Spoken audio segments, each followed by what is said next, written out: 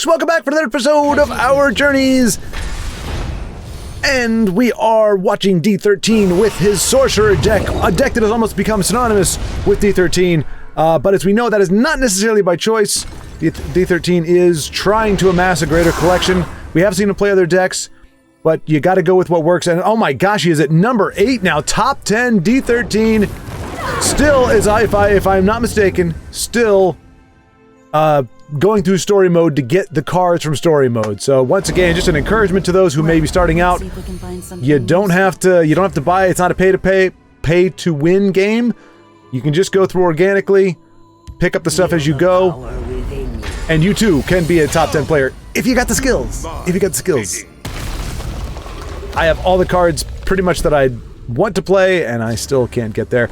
Let's see. I believe this is going to be Friday. You'll be seeing this. And so this is the last game that will be posted on the Incarnate channel. Everything else, just as a reminder, Roll to One. Head over to Roll to One, link in the description below, and that is going to put you in good stead to be getting seeing all the games that you were previously seeing on Incarnate, all the gaming videos anyway. You are now going to be able to see them at Roll to One. Same bat time, same bat channel.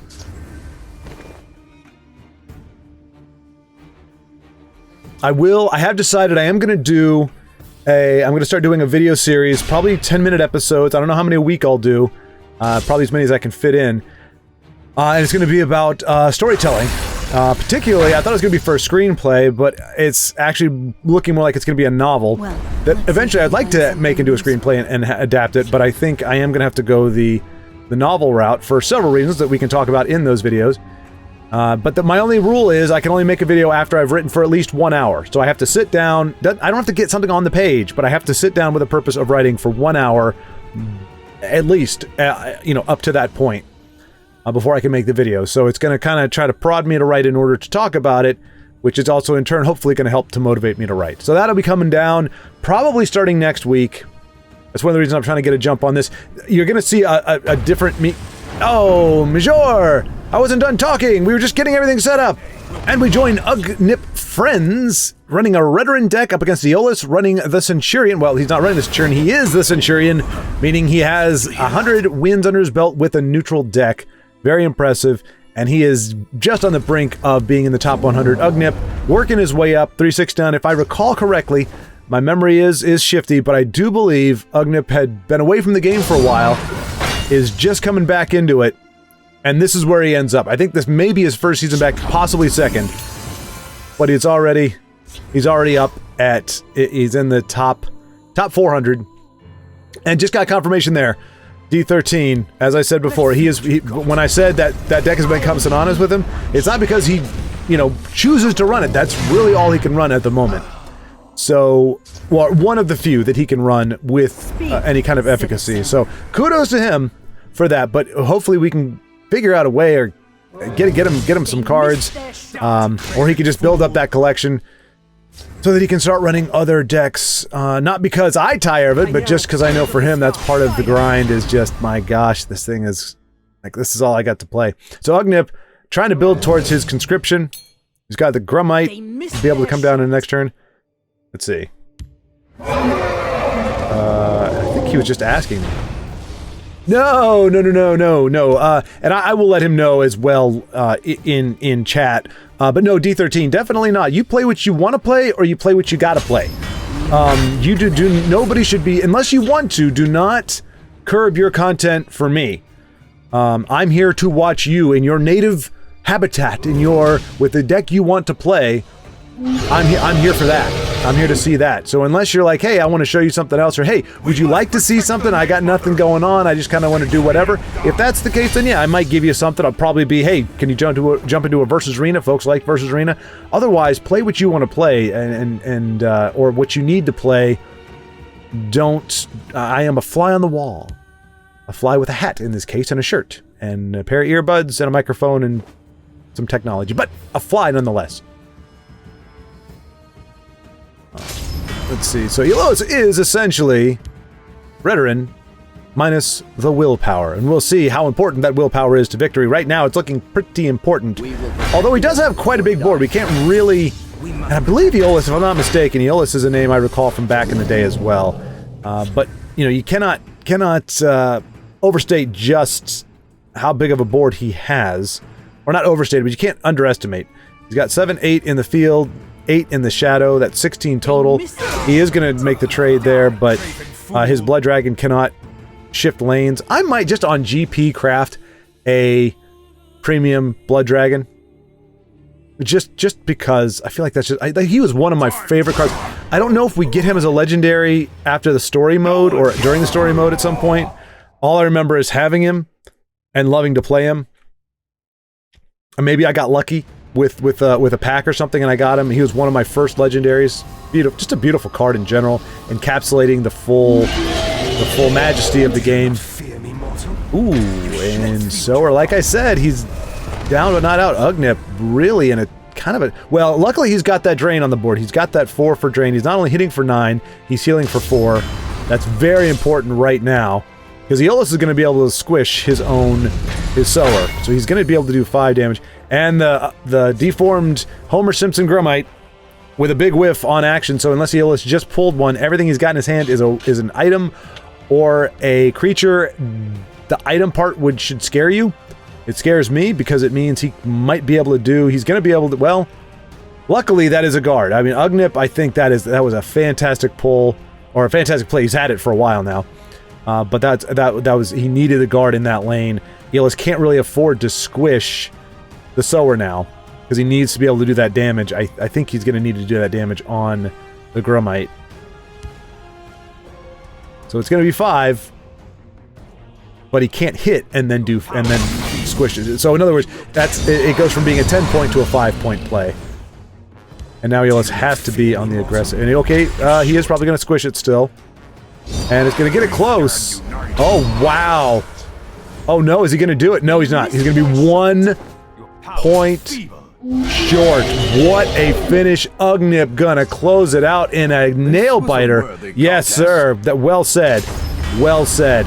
And we have Ratapia taking his Daggerfall Covenant, Consume Daggerfall Covenant deck up against Maker 83's Telvanni. Maker 83, as we see, top 10.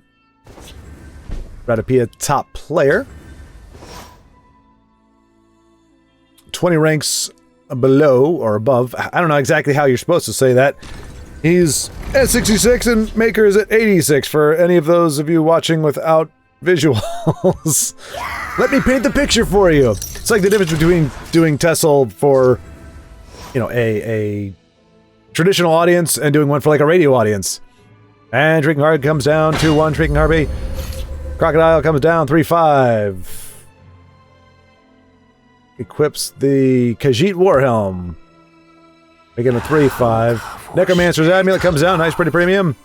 Cruel Firebloom. Gonna take out the Crocodile and the Harpy. She shrieks as she dies, and the Crocodile goes down as well. Makes not but a sound. Midnight Trespasser, more than likely going to be the next play coming down. Just kidding, of course. Crocodile Brute is going to get consumed, drawing Ratapia a card and making his... who is this guy? Making his Nebonese Mercenary a 3-5. So trading 1 3-5 for another 3-5 and Maker 83. The Black Hand sees all. Putting a bunch of little dinky 1-1s down there. He's got a Streamminder and Ungulum the Unspectacular. Both 2 1-1 cards out there. Good for nothing but Cruel Fireblooms and perhaps Gentle Tullius's Conscription. Ratapia playing a 4-4. Big body with Ward. And Odor Necromancer comes down, giving Maker 83 more ramp with the Tree Minder. Ratapia doesn't seem to mind that Tree Minder at all. Gonna smack with a 3-4, push 4 damage to the face. Just kidding, he's just gonna clear the board, making sure that Maker 83 is not gonna get any, whatchamacallums, Cruel Firebloom targets. Only problem now that Ratapia is facing is a possible Ice Storm as every... Well, okay, just kidding. 3 out of the 4 characters on the board died on Ice Storm. We'll see if Maker 83 has it. He does not have it. He is looking for it, though, with his Thieves Guild Recruit Premium alternate art. I lurk in the Brotherhood Assassin, Ungulum the Pathetic, is not at all, does not struggle at all to bring his assassins in. Somehow when they get shuffled into the deck, they always end up in the top third, it would seem. Unless you're me. Just kidding, of course. Little resentment coming out to apologize to the audience. Still, you don't need any of that. Ratapia waiting to see with bated breath. Maker 83 down to his last 2 cards in hand, looking to play the third. If I fall, Plays a Fighters Guild Recruit. I smell the And his stench of the living. Barrow Stalker. Just trying to put some guards down, prevent that face from taking damage. But he hasn't had a rune break yet, so Ratapia is probably not sweating it too much, giving him more hit points. It really doesn't do a whole lot of good for Maker 83. He's probably wanting those cards right now, as both he and Ratapia both have 2 cards in their hand. Ratapia with a much better board, and now with 2 cards that would survive an Ice Storm.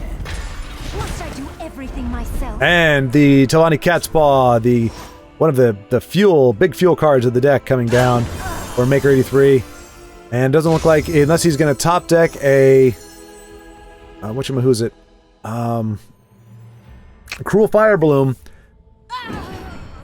which is also a staple of Telvanni. If he doesn't find that, it looks like his Catspaw is only going to draw him 1 dinky little card. And Ratapia doing a great deal of consume, making great use of that card to give his... Now has given his Alfiq Conjurer a 3/3 guard, a 4/4 with ward. And that also survives an Ice Storm.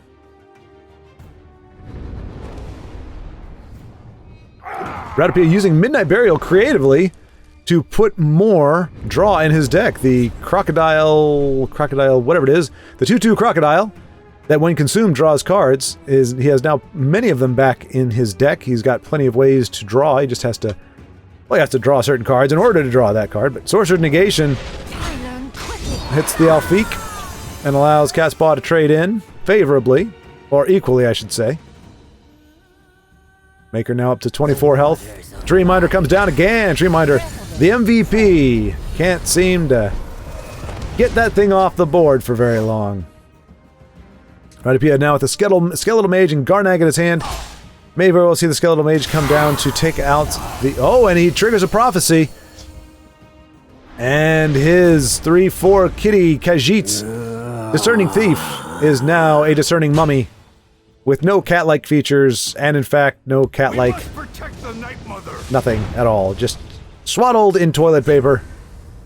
Not looking terribly pleased about it either.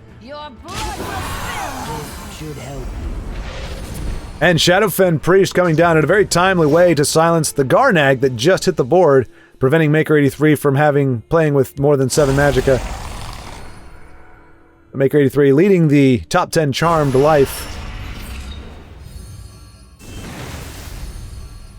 Having answers at the right time is partially how you play it. It is partially skill, but it is also what cards you just happen to have in your hand. But Ratapia is definitely wearing Maker 83 down. There's that subscription alluded to earlier in the game. And it brings all the good stuffs for Maker 83. He's got the Shackles, he's got the card draw, he's got the Guards with Ward, and he's got a 2/3 with Drain. Good news for Ratapia, though, he has 1 card in his hand, and it is the Sharp-Eyed Ashcan. So he is more than likely going to be able to play both cards and refill his hand. He is still sitting pretty with 30 points. There's that Cruel Fire Bloom that we know, as I said, is a staple.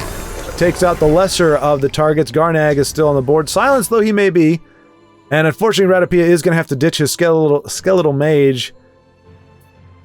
If he wants to play that Sharp-Eyed Ashcan, he has 10 Magicka to work with, 11 if you count the ring, but 13 Magicka needed to play both the Sharp-Eyed Ashcan and the Skeletal Mage. Which one will he play?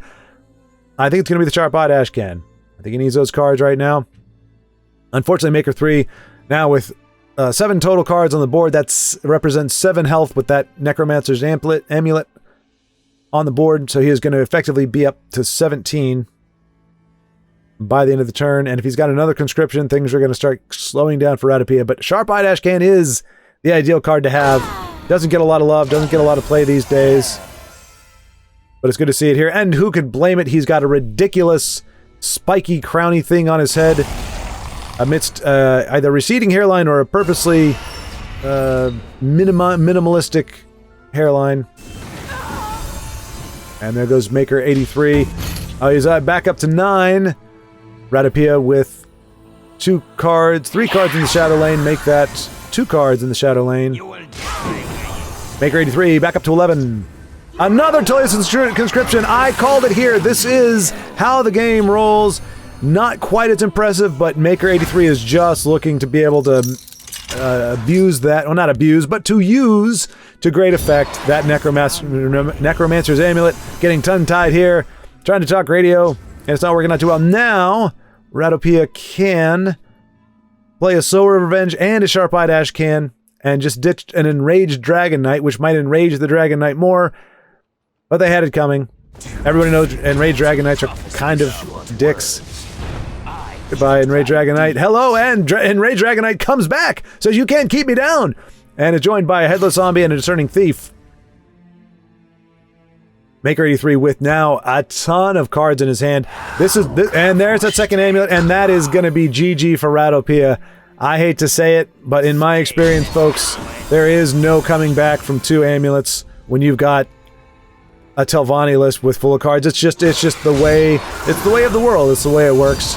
There really is no getting around it. It seems that Ratapia, unfortunately, is fated to go down to the dig the heels in Telvanni. Now he's going to be able to use his Headless Zombie, provided it doesn't get silenced, but at this point, I would say that's a very slim chance of it not getting silenced, because Maker 83 now has... And there's that Ice Storm, wipes the board. We were waiting for that all game, and now it's going to get him up to 21 health. And it's a tired song and dance that we've seen many, many times. Enraged Dragon, is she a 5? She is a 5/4, so Ratapia might be able to draw cards next turn, or will be able to draw cards next turn, using her consuming the Ill-Fated Scholar, which is going to spit out another 3/2 right after that Ice Storm. And an Ash Berserker is going to guarantee a card draw on this turn. Headless Zombie does come down to oppose the Fighters Guild Recruit, the 1/2 lethal. And the Headless Zombie is trying to get the Sharp-Eyed Ashcan back. If he is not silenced, that is good news for Ratapia. But I am expecting Shadowfen or a Sorcerer's Negation to come by and make that poor Headless Zombie a gutless... No, it does not! Maker 83 does not have the silence, and even though he has 21 health, he only has 1 rune left. I mean, it's a mixed bag here. He's got 2 Necromancer's Amulets, which is a lot to overcome. He's got 21. He now has an Altar of Despair coming down. He's got the dreaded, well, trifecta, but can't really call it a trifecta if 2 of them are doubled. But he has, yes, it is the Death Knell, and he is going to deny Ratapia a card draw with a Death Scythe. But that's alright, he does have that Sharp-Eyed Ashcan. Ratapia still pushing the damage. Maker 83 now down to 2 cards. He now has 28 Magicka, 28 health, which is now more than Ratapia has. And with that altar and those amulets, I mean, it is a Telvanni's dream scenario. My paws are quicker. So the Sharp-Eyed Ashcan is going to come down and get rid of his Bone Weaver and pick up a High King Emmerich, a Galeen, if you will, and a Sorcerer's Negation in the process. Galeen is going to come down and give us another High King Emmerich, put more of those in an 8/8 High King Emmerich that, as a reminder, does 2 damage for every warded creature on the board. Not a ton of wards, although that does synergize well with the 4/4 with ward that, when consumed, grants a ward. And Maker 83 probably has got a Telvanni's Cat's Paw. He sacrifices her to draw 2 more cards. Again, a Telvanni staple. Maker 83 now with 2 Sweet Rolls on the board and his Odorin Necromancer. Once again, for those listening at home, 2 Necromancer's Amulets and an Altar of Despair. All 3 in premium, by the by. And Red Brahmin comes down to silence. Not the most impressive silence. Not the most impressive, as none of those cards really had any effects that were amazing. The Discerning Thief did have, obviously, some appeal. And Ratapia plays only his Ash Berserker, now has a pretty beefy board with the Sharp-Eyed Ashcan and Galeen in the field lane and a very quickly dwindling Shadow lane. Maker 83 making room. We're probably going to see Elid Guardian in the next turn or two. That is also another staple. I mean, we saw conscriptions, but it doesn't matter. As I said before, okay, he has played a Headless Zombie. He is going to pull something very useful and then squish it to get it immediately. Tullius's conscription is what he pulls, surprising no one. He squishes it, and the only good news is that by squishing it and playing his camel, he does not have enough to play conscription this turn. The other good news, possibly, hopefully, that it will not be the most impressive conscription we've seen, as it will be the third one, and Maker is really burning through a lot of his deck. Viper comes down, takes out the Ashcan, removing an eyesore. Black Hand Messenger, who sees all, despite being nothing but a hand, comes down. And now we saw Ratapia has a fantastic hand. 1 High King Emmerich Vanilla, 1 High King Emmerich buffed, an 8/8. I hate this crowd. And he is going to be able to do... Oh, I thought he was going to put down the other High King Emmerich because that would be 4 points of damage with wards. But he chooses instead to deploy his Atronach, and he now has a 7/5 on the board. And I'll tell you right now, folks, I'll tell you right now, I would be happy to be wrong about the duo Necromancer's Amulet Fatal Blow. I would love to see it. Great power. Unfortunately, we see another card that always strikes terror in the hearts of anyone who plays against it. It is Lyneth late in the game. Lyneth with 7 magic to play with. You don't want to see her because it means that Maker 83 is going to get exactly what he wants when he needs it. Guaranteed. It is no longer in question. So whatever he has, most assuredly, is something that Ratapia is not going to want. We see a Mummify come down, takes out a 7/5. It is now a Mummified nothing 2/2 with Diddly Squat. Maker 83 only has 3 cards in hand, but one of them is that Tullius Conscription. And it is just sitting there looming over Ratapia's head. There's that Imbued Breton. That's the card I was thinking of that has great synergy. And you know what? That's going to be with the Imbued Breton and High King Emmerich. That's going to do 6. I'll take you all down. That's going to be 6 damage to face, or to Lyneth, actually, in fact. I hate this crowd. Whoa, and Ratapia with a nice busty board. And by busty, I mean busting at the seams, as in very... I don't mean anyway. I shouldn't have to... Oh, jeez. Oh, this is going into a train wreck. My goodness. So we've got 11 damage in the field lane. 5, 9, 14. 14 damage. 9 of it warded in the shadow lane. And Maker 83 just played the card that I was saying, well, at least we don't have to worry about that to myself. And that is a Journey to Sovngarde. Now Maker 83's Tullius Conscription will bring some ginormous bodies down, and Ratapia is on the clock. Does he have enough to finish it off, though? 11, 14, 15, 16, 19, 20... I think he might have it. I think he might have a source. He has a Sorcerer's Negation. He does not have enough. He does not have enough. The Enchanted Ring. He has an Enchanted Ring, but that's only a 1+1. He's going to be 1 damage off. He has 11, 12 with that Enchanted Ring and a Sorcerer's Negation. It's going to be just shy. What does Seeker of the Blade do? I can't remember. Discard the top 3 cards of your deck. Oh, my goodness gracious. It is so close. So painfully close. But we know we're going to get that crappy conscription with those ginormous buffed cards that are going to be guards. They're going to be shackles. It's going to be a mess. And I think Ratapia knows it. And he is sorely wanting to be able to... My paws are quicker than your ears speak. One only listens. Okay, he's got a Sorcerer Negation and a Shadowfen Priest. Maker 83 has 12 hit points. He's got 1 shackle, 1 big guard that can be silenced, another guard that can be silenced, 3 guards that can be silenced. 2 guards that can be silenced. He's got a Shadowfen and Sorcerer's Negation, which will allow him to go in, but he's going to have one of his creatures shackled. He might be able to do this. He might be able to do this. Holy cow. I think with Negation and Shadowfen, he's going to have...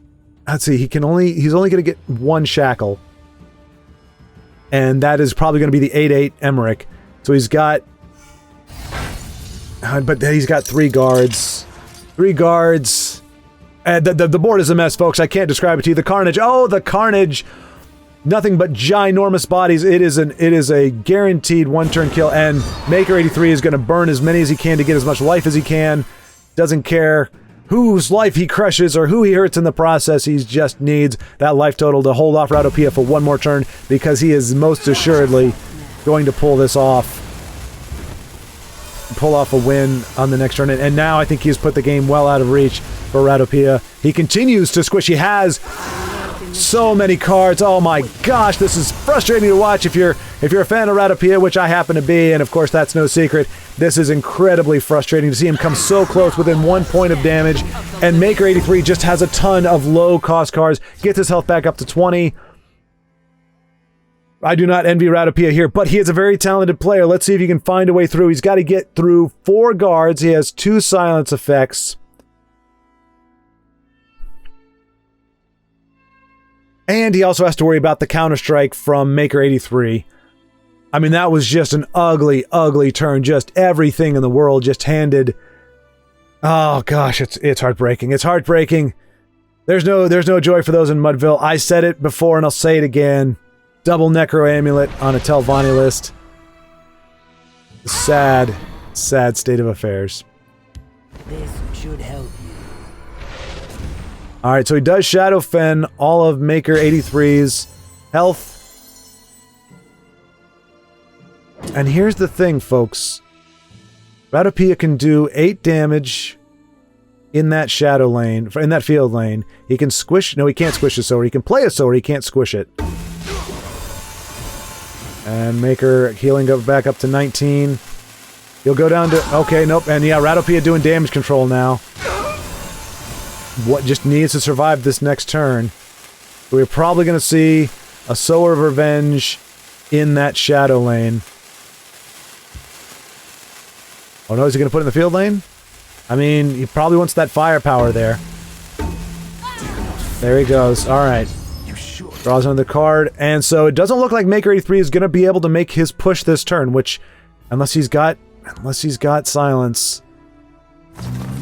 He's got the camel. The camel's looking for answers. But that ain't fun. Now get in the pit and try to love someone. A reference to Baba to Bob by Kid Rock that came out so many years ago. It makes me feel incredibly old, but it doesn't matter because what we're looking at right here and now is a game that is a battle for the ages. Maker 83 now down to 18. Wiping out Ratopia's forces with his big, sovereign-guarded bodies. Ratapia now with only 11, 15 on the board. Not going to be enough to finish things off next turn. A ginormous Blackhand Messenger, 5/7. And, I mean, the game just could not have gone any better for Maker 83, who now plays a 7/6 Harpy, shackles down, and the game is over, folks. The game is over. It was over when that second amulet came down. I would have been happy to be proved wrong. I was hoping to be a bit of a heel there and make it seem like there was no hope, but there legitimately was no hope. Ratapia was 1 point away, though, from proving me wrong. 1 point away from making this game a spectacular comeback and a spectacular finish. 1 Magicka was all he needed to close the game before that journey could come down, before those journeyed cards can come down, and he just didn't have it. Khajiit is going to enjoy. Khajiit said he'll enjoy this. That makes one of us. I myself will mourn. I mean, Ratapia... Maker 83 only has 1 card left. He's got a big board, and he does have a 5/7 drain, and those 2 amulets down there. But now Ratapia does, thanks to that warded creature, he now has a guard in each lane. And that may be enough to stave off lethal yet again.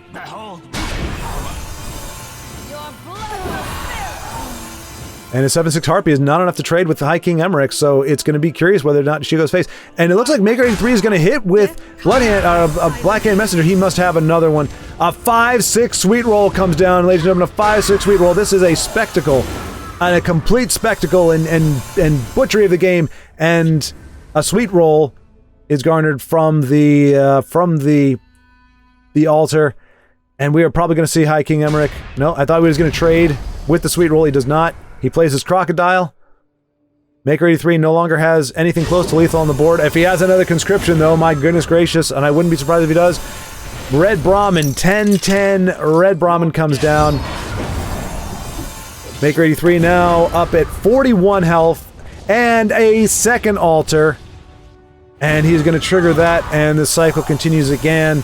I can only imagine the pain that Ratapia is going through, as I myself feel like I am getting battered about in a sea of agony. Ratapia, this is an amazing deck. He said he just crafted this deck today. You did really good. This deck has performed very, very well.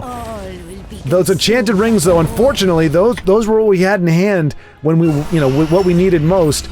Midnight Burial. I mean, Maker 83 doesn't have any offense right now. He does not have... Oh, there's another card. Imbued Argonian. Oh, that is not what Ratapia wants to see right now. He wants to see another one of his Hiking Emmerichs. His buffed Hiking Emmerich.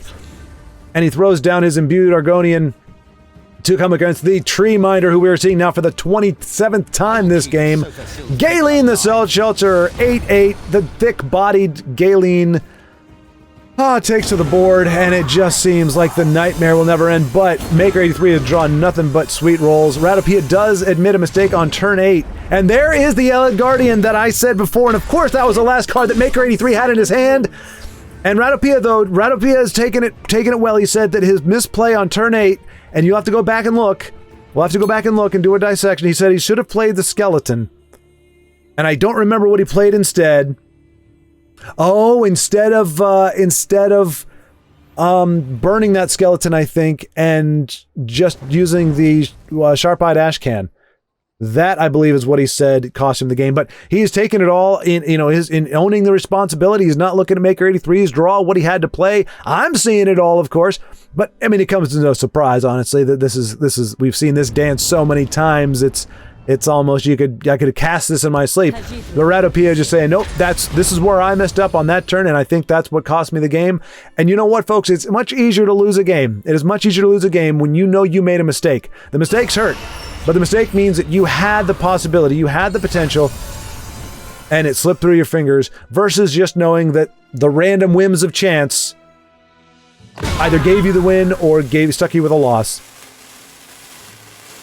And I think any which way it's sliced. You should. No, not really, actually. Ratapia might actually have one more turn in him. Comes on silent wings. I stand ready. Oh my gosh, an 8/7. Withdraw.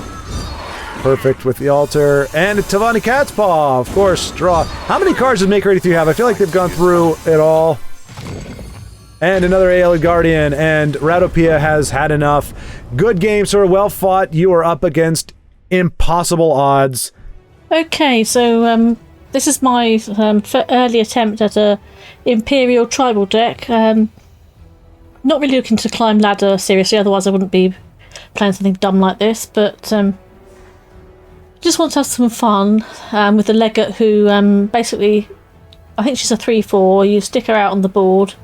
And every time you summon an Imperial, you get one summoned in the other lane. So I think I was calling her Legate Rilk, but I realised it's spelled R-I-K-K-E. So I don't know how you pronounce that. Was Legate Briquet or what? But we shall see if she deigns to turn up. Oh yippee! It's goblins. I actually don't mind goblins, but I've got the ring, which is unfortunate because it means I can power up really fast. So I'm not really fancying my chances here, particularly as I'm trying to play something dumb, but we shall see. I might have to use the, what's her name? No patience for Rally Lady. If you're looking for trouble, Just delay them for a bit.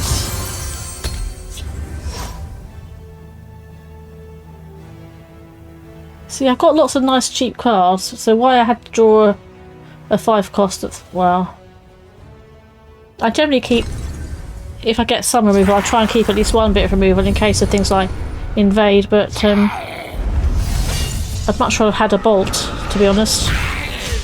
That's unfortunate because now they could keep all of them alive, and what do you want to bet? They've probably got the buffing goblin there. I think I put another guard out.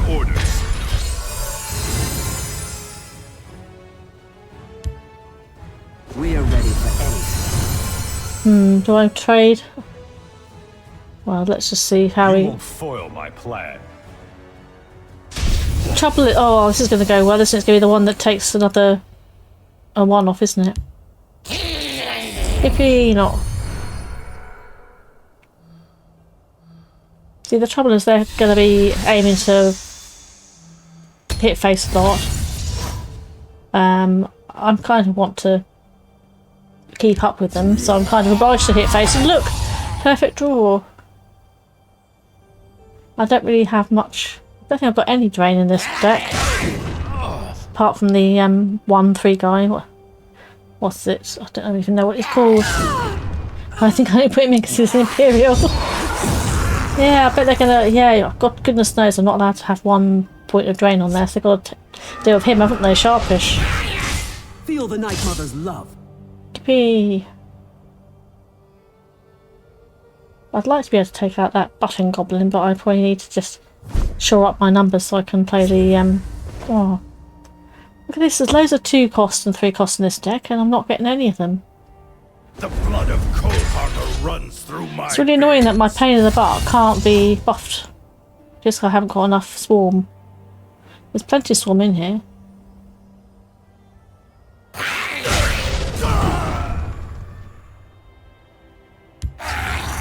Yeah, what a surprise.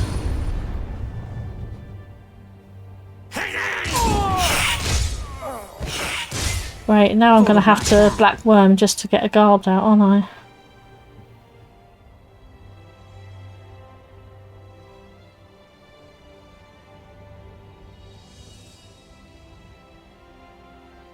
It's a bit of a pain, really, because... But typical when you want to play something funny on them, or just daft. Hear my command. This is what happens.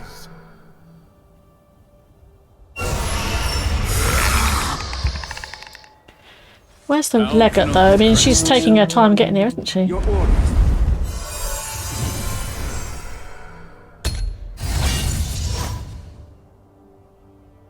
Yeah, but if those 2 can just stick... What I really need is that action that gets rid of imprison, isn't it? Oh look, perfect draw again.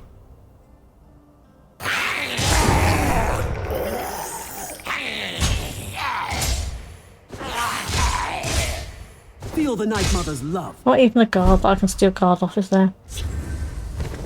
Oh well, I'm going to take my revenge on that buffing goblin. Can't really do much else, can I? The eight protect us. The eight. Still no guard. Just what you don't want to see. There, that got him. That's made my day.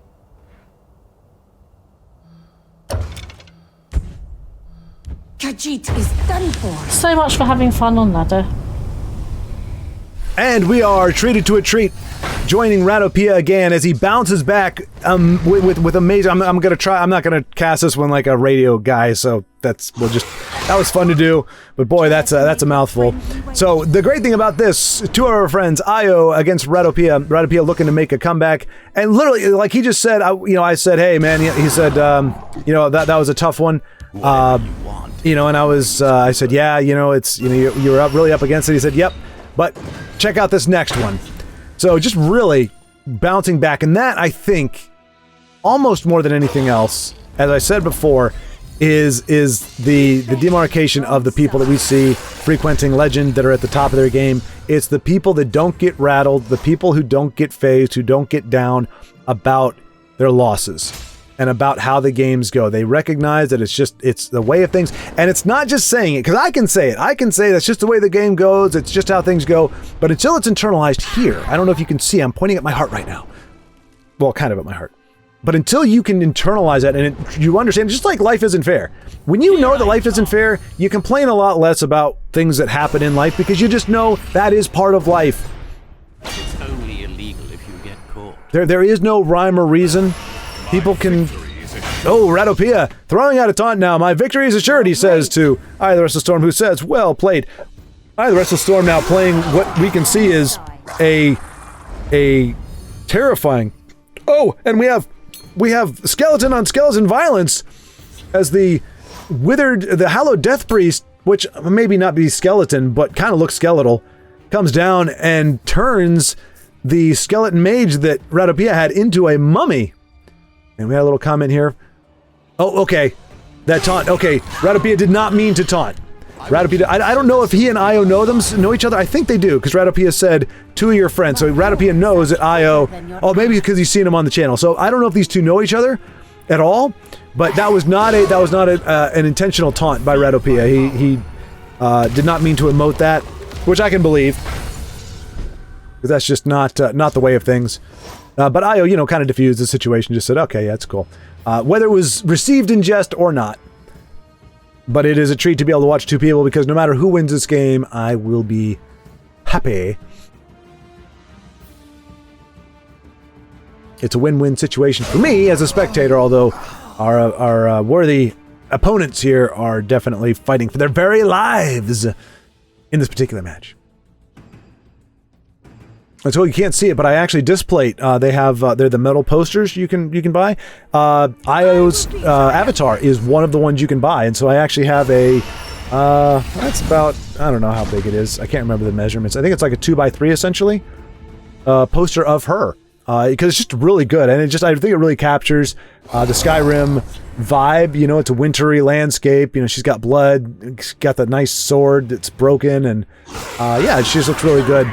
It's a great piece of art, and see her. And then I do have the male avatar as well, also in the snow with his axe.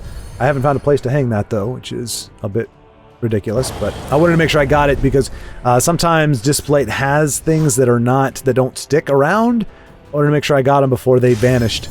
But anyway, getting back to the game, a skeletal mage. Yeah, that's exactly. I was right. That is what. Why am I saying? Okay, I made the joke that I was going to commentate like this was a radio program, but it's not. You guys were able to see it. So you saw the Halo Death Priest, you saw what it got. So, yeah. Remember, people are able to watch. Most people watch YouTube. Although I have heard people say that they sometimes will. I mean, I actually kind of almost do it like a podcast. Sometimes I'll be vacuuming the floors or cleaning the bathroom. I'll have like a speaker, my headphones in, and I'm just listening. Not usually to a gameplay commentary, but I don't mind that either. I would do that with like Justin Larson or whoever. If I liked whoever it was, I would mind just listening to them, you know, talk about the game. And so Ratapia being very calculated here.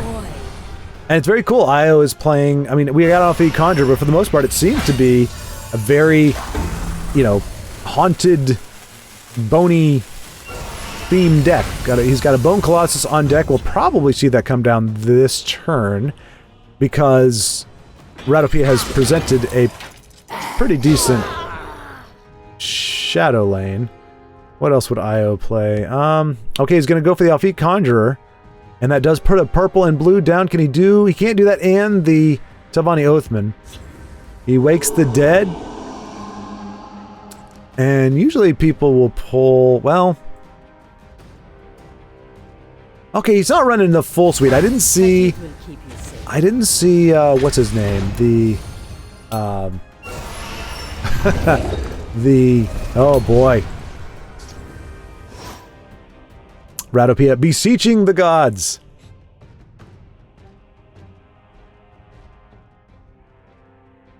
And Io now with, Ratapia is gonna, yeah, okay, good. So, it was good that he made the trade. He probably would have made it anyway, but it was a big deal because it does mean that Telvanni Oathman at the moment does not have a trigger for Io. Does have a skeleton champion. I mean, he's got the goods. He's got the goods. This is a very close game, 22-18.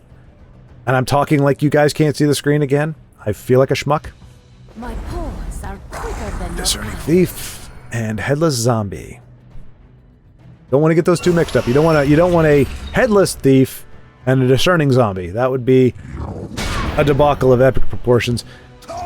And it looks like both are really vying for the board. Ooh, Lyris Titanborn. He takes a nice premium Lyris. And that could prove to be a problem. Ratapia doesn't have a silence or a way to remove her if she comes down next turn. And oh boy. That is a heck of a board by Io. And Ratapia does have the Bone Weaver is a guard, right? He is a guard. If he could play that and Skeletal Mage, he'd be in decent shape, but only being able to play one. And unfortunately, he's Discerning Thief. She's very discerning, but she's not terribly powerful. I mean, not bad for a 3-drop, don't get me wrong, but she's not even going to be able to... She's only going to be able to scratch that 4/4. Headless Zombie. Midnight Burial. which I am happy to say does not bring about an Alduin or a Parthenax or any other janky nonsense like that. It's going to probably put more crocodiles in the deck if he chooses to play that here, but he really needs to address the board as it is now. We may see this Galeen into Skeletal Mage. I don't know that he'd Galeen the Mage. He may Galeen the Bone Walker, but I think we'd see that and use the Skeletal Mage. Does he have a creature in the... This goes off of power. So does he have a creature with 5 power in his discard? He has an Enraged Dragon Knight. He can consume his Dragon Knight and take out Io's Storm Atronach if he so desires. And without breaking the ring, he could do Dromathra Reaper into Skeletal Mage. Okay, he's got the Galeen. Is he going to play the Mage? If not, Io's going to be able to push a ton of damage here in the to the tune of 15. Ratapia does not play the Skeletal Mage. So for the second time, I'll have to ask him about that, because he said that was his mistake in the last game, was not playing the Skeletal Mage, and this was another turn that he may have wanted to play that. But as I've said many times, Ratapia is a much better player than I am, and so I would sooner question my perception of what the best call was. Crocodile Brute Prophecy, but it is not going to stem the tide.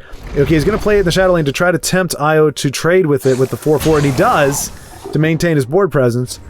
And I don't think we haven't seen an Ice Storm. I don't think in Ratapia's deck. It would not be enough anyway. And it looks like he may lose this one. Now he does play the Skeletal Mage, and I think so he is going to remove the... No, he's not. He's looking for answers. He's going to do 2 damage. Does take 4 points off. And Io looks like he's going to take this one home. Ratapia does have a guard he can play. This world holds many wonders. Which will stave off the 4/4. But yeah. Yep, Io has this one locked down. He's going to have to break 1 rune, and barring a crazy amazing prophecy from Ratapia, it is a done deal. But Ratapia putting up a good fight. As he mentioned, I don't know if I said it before or not, but he said he just put this deck together. I think it's got a lot of great synergies. And Io is great to see. I don't think I've ever seen him or too many other people lately run a pure, well, not a pure, obviously, but a skeleton theme deck. This episode sponsored in small part by the legendary Remnant Discord. If you have been going through the grinder in Legends, come on over to the Discord. Why? Because you can lean on me when you're not strong, and I'll be your friend. I'll help you carry on. Lean on me. For it's not going to be long till I'm going to need somebody to lean on. And that's what the Discord is all about. Okay, anywho, the real sponsor of this video is Carnival Juggler, and shaking things up a little bit. This one is from YumYum36, and I say shaking it up a little bit because it's pretty much YumYum and Vincenzo so far that have really been the creators. But don't worry, we've got a lot of other people that have and are jumping into the fray in terms of creation. As we go down the list, a lot of other people threw their hat in the ring, and so we will be seeing many more. But the next few will be a combo between YumYum and Vincenzo. Seem to be inspiring each other with their creation. So here we have the Carnival Juggler, who is an orc. He's a 2-cost in warrior colors, 2/2. He has both Drain and Prophecy. Summon, deal 1 damage to a random enemy, which, as I remind you, if you're a Drain creature, that is 1 damage and +1. You will drain for 1 when you do that damage because it is coming from a Drain creature. So, 1, I love the card art. It's a little weird to see an orc dressed in these festive clothes, just kind of cheesing it, being like, hey, this is so cool, look at me, I'm an orc. But it is kind of cool. I think that would make it fresh. It kind of feels like this would be like an Isle of Madness kind of card. Like, it's just that kind of got that wacky vibe to it. And obviously we see the freaky looking skull in the background, so it's a carnival of horrors, no doubt. But I like the fact, so, Carnival Juggler, the fact that it's 1 damage to a random enemy, it does kind of have that, again, a chaotic feel. And it's not that devastating of a deal, but at 2 cost for a 2-drop, that's not bad. There are other 2/2s for 2 that have Drain, so that's not something totally uncommon. We've got I believe it's in Willpower, one of the, not Elevate, what do you call them? Exalts. One of the Exalts, you can play her as a 2-cost 2/2 with Drain. So it fits in the costing there. Now, granted, that's all she does. Well, I guess the Exalt it gives you that flexibility, so maybe you are getting a little bit of value in addition to 2/2 with a 2 body and Drain. But she's not a Prophecy. Now, there is the kitty, that comes down. That is a 2/2. He does not have Drain, but he has a 2/2 with Prophecy, and he gives you 2 health, I believe. So I feel like this is in the wheelhouse. The stats and the cost are about right. The effect is not incredibly devastating. But I will say this, and this is the only thing that comes to mind. Granted, we've got the emo vampire. We've talked about him before. You got little girl. You don't see her very much. But typically in Warrior, you're not doing the Drain thing. Now, a Night Talon Lord, I mean, there are going to be certain warriors that do allow it. Or certain builds that would permit for that or have that. We've seen them in this game, if not the last one. That Squish the Wimpy and Night Talon Lord. Don't really see the emo vampire that much these days, but so I'm not saying it's foreboding that it shouldn't have that. It does look a little weird. I'm used to seeing low cost drains. Well, I guess you've got the I smell the blood of the living, the stench of the living. What is she called? I don't know what she's called, but the 2/3 with guard. She's a drain in. Yeah. So you know what? That's fine. It's not. I'm not going to call it unconventional. It's just not common. We'll say it that way, which is ironic because it's actually, well, no, it's not common either. It's rare. It's a rare card.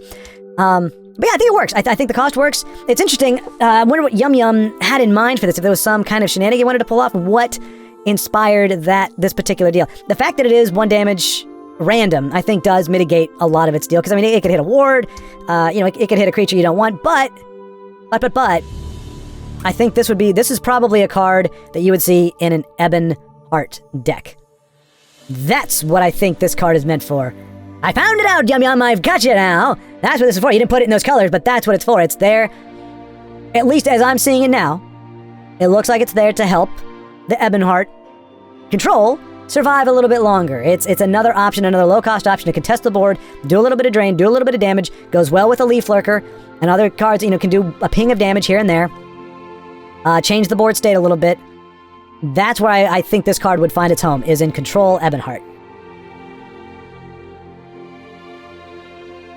I'll allow it. I'm not big on giving. I think Control's got plenty of stuff to get it through the games, but I don't play Control very often, so maybe as a Control player, and maybe that's not even what Yum Yum had in mind. Perhaps he was thinking of something completely different. I'm just seeing that an Ebonheart would be going, oh my gosh, I want that. That's drain. That keeps me in the game longer.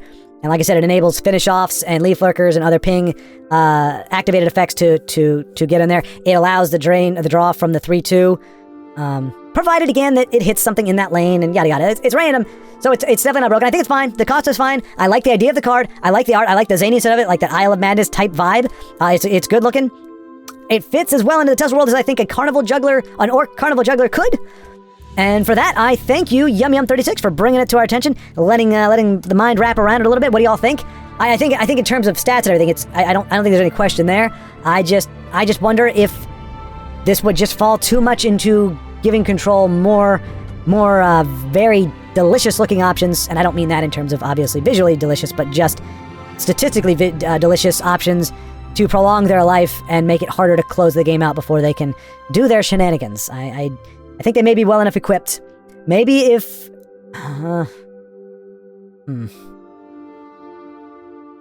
There's really no way to...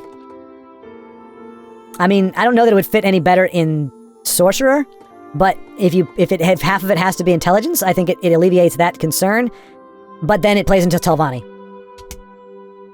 And let's face it, between the 3 houses, Telvanni, Empire, and Ebonheart, you pretty much got all the ones. It would actually... I don't think it would work it wouldn't work with Willpower at all. Not Willpower. Oh yeah, Willpower. I don't think a Spell Sword or Crusader, I don't think this fits. Necessarily. I mean, it's not that it doesn't, but I think the colors are probably right. It's probably right. Anyway, Yum Yum, thank you very much. Appreciate your creativity. Appreciate your brain.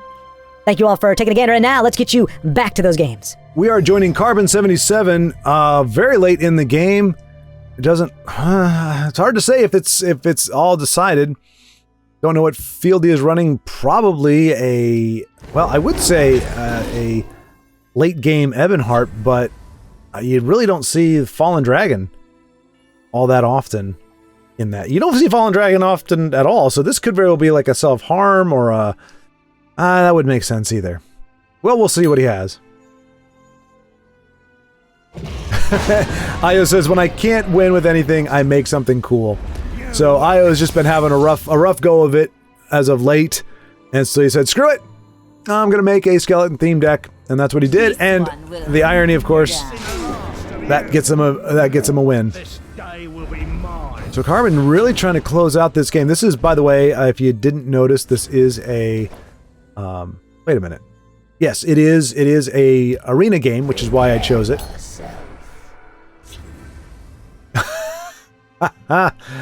Alrighty. Ratapia gave me the reason, and it was not necessarily a game choice. It was not necessarily a stratagem. It was not a strategic move on his part, we will say. It was fostered by other things. So, okay, that does my heart good because you will notice I play bad when I'm drunk. Fair enough, my friend. I think a lot of people would. But here's the thing. I have played a few times when I've been buzzed. Not drunk. I don't like to get drunk. I hate getting drunk. It's happened to me a few times. I don't like it. One of those times was by myself just to see what it was like. Let's see. Carbon does not have an answer for that big old scorpion, which is going to be a problem because it's going to be able to attack at least once before Carbon's going to be able to lightning bolt it. Got the Wisp Mother and the Mythic Dawn. What is it? Mythic Dawn Informer? That can be played next turn. For some value. Going to be able to pull a Daedra. Which, as a reminder, don't hit on Daedra. Nothing wrong with Daedra. Daedra are fine. The fact they got roped into Invade is a raw deal, but the more we can make use of Daedra elsewhere, I think the better off everybody is. Interesting. Yeah, I don't know what field he's playing, but field he is, what am I talking about? We're in the arena. Goodness gracious. Oh, my brain. I said it. I said the word that we're in the arena, and it still did not dawn on me until this moment that the reason why we're seeing the cards that we're seeing right now is because we're in the arena and not in constructed. My goodness gracious. All right, so the temptation for Carbon might be Mulamir, but I think, yeah, we're going to see her come down, get the benefit of the Wisp Mother. Oh, well, we have a not going to hide any longer chorus from the fair-haired. Is it fair-haired if it's white? I can't tell, though. Is she old? I think her skin, it doesn't look very wrinkly, so I think she just has white hair. I don't think she's old. I think she may be a drow? I think maybe. I don't know. It's hard for me to identify, but this would explain why... Oh, gosh. Oh, man. Why we're seeing cards like the Inspiring Stormcloak. And cards like the Skeever Infestation that we typically would not see. It is because this is arena. And this is the janky craziness that ensues when you play in the arena. What threw me off, I'm gonna bake it here. I'm gonna pretend this is the reason. What threw me off is that Carbon 77 was playing, I think... Well, no, he was playing Guildsworn in what I think was constructed. But it may very well have been arena and I missed it at the time. I'm gonna stop talking now. I don't feel like I'm really doing myself any favors. So, the rest of this video will be commentary without commentary. I didn't think that through very well. It stinks too. I was all excited seeing some of these cards and be like, wow, look at people playing. And I think this is why people talked about liking the arena. Or liking arena games. Because it's the last bastion. It's the last place where you're going to see en masse cards that you don't ever see otherwise. Because there's just... You know, it's too hard. If it's one of those things you make an agreement with somebody, okay, I promise... I'm not going to play any top-tier cards. I'm not going to play any legendaries or something.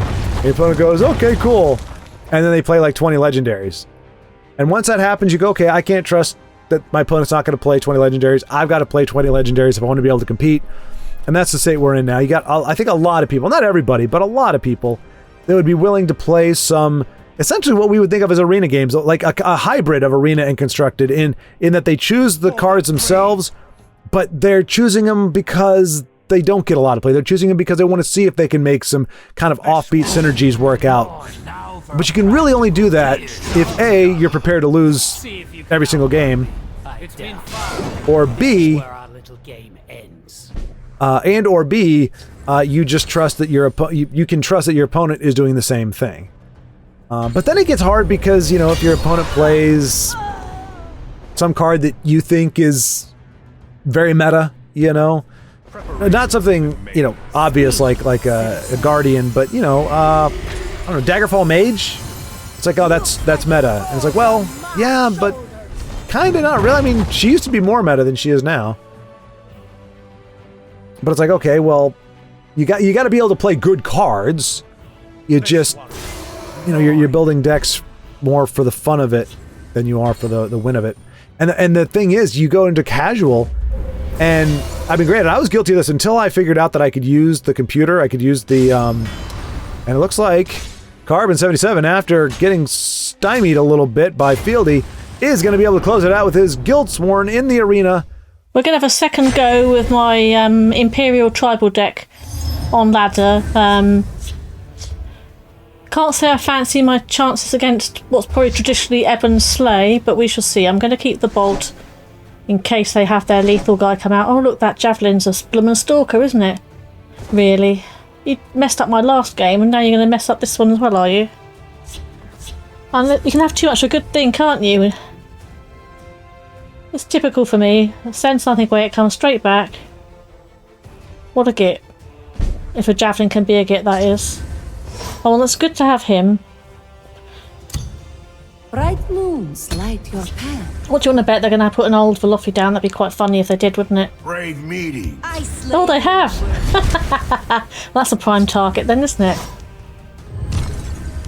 For the Emperor. I've got to do that for a laugh, it's just funny.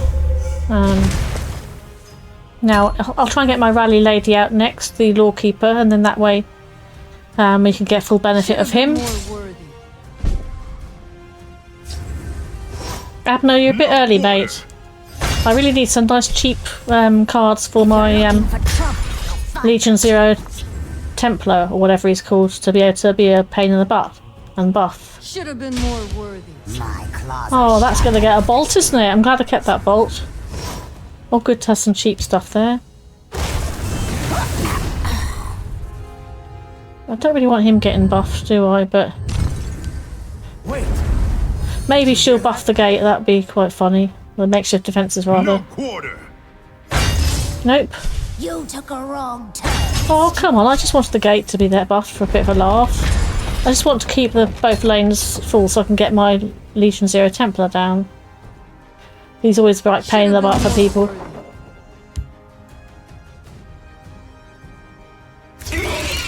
Yippee! Okay, I'm going to have to do Abner then, 'cause that'd be funny.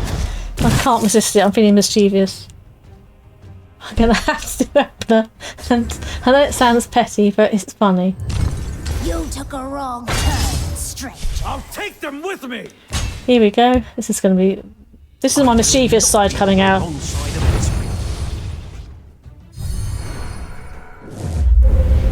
No Archer's Gambit for you, matey.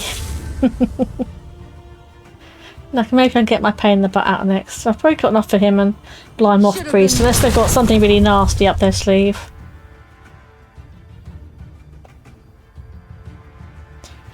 Blind Moth's quite useful to see if there's... Yeah, we can do an Archer's Gambit, but... Are we setting up for a Leaf Lurker, are we?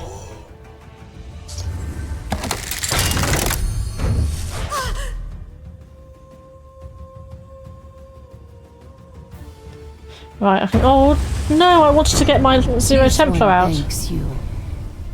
And oh boy, folks, if you recognize the name as I do, this is probably going to be in a different video, the way everything shakes out, but I'm seeing it on the same day. Maker 83 with typical Telvanni, as I call it.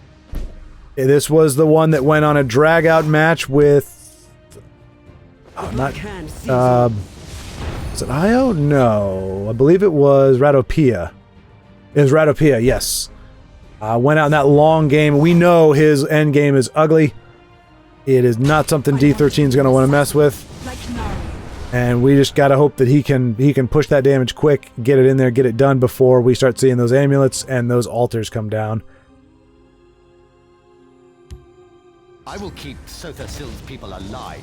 Galeen puts 3 cards in the deck. We'll see how long it takes for them to pop up.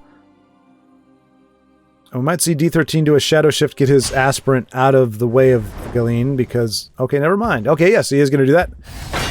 That way his Ungolem can trade, and then he can Quicksilver Crossbow Galeen for a slay. All well and good. I feel like we've got a... Oh boy, there goes the Viper. Maker 83 must have a Necromancer in hand. And there's the Cruel Firebloom. I don't know if I don't mean this as a slight to anybody. It is not meant to hurt. It is just it is a thing. How do you play the same game over and over and over again? Like I just don't know. I don't know. Like, and that's what it feels like when you run, and that's okay because I know we've got a lot of and I'm not picking on Telvanni. I'm talking about any deck. If you just run that deck because we're seeing the same combo over and over, it's almost just like not redundant. I don't know what you call it. Well, like I have to change decks up. Like even if I've got a deck that I'm winning with, I got to do something different because it starts to feel not redundant. I don't know what the word is. Repetitive. And I don't know. I guess some folks just have a much higher tolerance for the same thing. And there's nothing wrong with that. I was just going to say, it must be nice. Because I just... Oh. Like, this game is looking already very familiar to the last one. And I'm just spectating the games.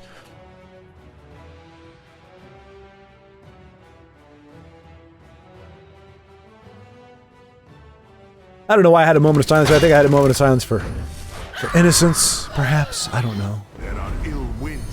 Is D13 going to kill the zombie? No, he's going to Shadow Shift. Ooh. And hit with a big, bad zombie. And that does not die to Ice Storm as things stand now. Which is good, because that may very well be what we see come down. Which is actually really good for the D13, because it still doesn't kill that zombie. What did that zombie choose? I should actually be able to call that. What would it... I don't know.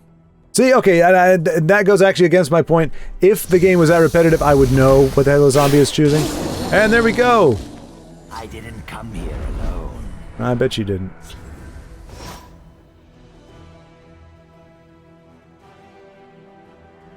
Alright, D13 came down to 6, but boy, we've seen it before. We've seen it before. The Cave Bear is really going to help him. Maker has not found any of his... And I think he's going to Archer's Gambit. He does not want that zombie to trigger. There it is. Boom. Is he going to hit face or is he going to hit Ungolem?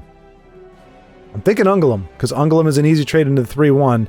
It's worth it to keep that 3-1 on the board. And he agrees.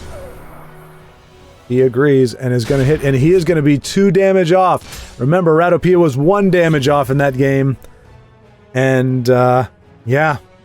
I mean, if we see the amulet come down, we'll see what Maker can do, but D13 has done as much as he can. And actually, that looks good. That looks like Maker looking for answers. And the thing is, even like a Necromancer into... what can he do? What can he do? What action? Lightning Bolt won't do it. Can't Ice Storm with that. He can Sorcerer's Negation. And Death Scythe. Oh my gosh! Oh my gosh! Come on, D13. Push it, push it, push it! Dun dun dun dun dun dun dun dun dun dun dun dun dun. Push it. Must I do everything myself? Oh, Cruel Firebloom. Hit that 5/6 and survive, Bear. Doggone it. It's alright, it's alright. No amulet. Oh gosh darn it. Nothing will stop my rise. Don't let it end this way. Don't let it end this way! I bark and burn. I'm just no amulet. No amulet. That's the only... I mean, it's not the only thing that's getting him in there. He can conscription next turn. He gets down his his drain and his guards, I do and everything myself. there he goes. Sacrifice her again. I can't. Oh, just. Hey, let's. Come on, D13. Come on, D13. Gets rid of the ice storm. Gets rid of a headless zombie. I do not fear death. Going for a guard instead. I can't remember what reach D13 has. That's not going to be it, though. That is the opposite of what D13 wants. Because even if he's able to squeeze in there, he is. The good news is, though, if he gets silence, which is kind of like what Maker is able to do a lot, is silence this creature's trying to hide in the shadow lane. If he silences him, then at least he doesn't get the guard out of it. But he's looking for more answers. He's got 7 cards in his hand. No, 6 cards. Now he has 7. I was prophetic. I knew he was going to have 7 cards even before he got them.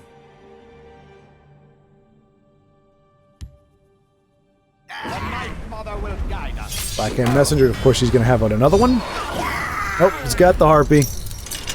And D13, we've seen D13 do efficient concessions before, so we may see a concede here from him. Oh, yeah, he's just... I mean, it's the contrast. You know, you see... We're in the end game where, you know, when you've got plenty of magic to work with, and just... These are cards you wanted to see only in the first few... Alright. Again, if you had the amulet, that would have been a really... I mean, this game would be definitely over. Oh, D13. He could build a house with all these bricks. And there she is. That's going to be game. Same process. Yeah, you can play a D13, but I would not count on her surviving. That's not how games go against this Telvanni. Wrong place for a midnight stroll. On silent wings. I will end you. And there's the reach that D13 could have used a few turns ago. And your throat. And Maker smells blood in the water, knows he has a way to get rid of that corner club. Yep.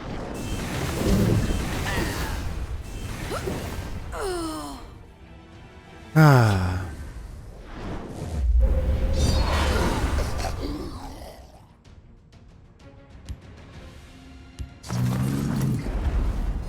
He has a whole pack of camels. A whole pack of camels. Is that all of them? Yep, that's all 3 of them. 34 creatures. Yep. Good game, D13. And that is going to wrap up today's episode. We saw a lot of history repeating itself. I shouldn't say a lot. We saw some of history repeating itself in the past 3 videos. I feel like we've seen a lot of kind of the same scenarios play out, and it has not gone well for many of our fine friends, but we did get to see some good games either way. It was a lot of fun. I enjoyed it, despite me getting salty on behalf of my friends. Hopefully you all have enjoyed it as well. Thank you so much for watching. Thank you to those who put your prowess on display. Thank you to those who have made the migration over to Roll to 1. Happy to see you here. To those who haven't, we're looking forward to seeing you, welcoming you over there at Roll to 1. And until next time, keep playing.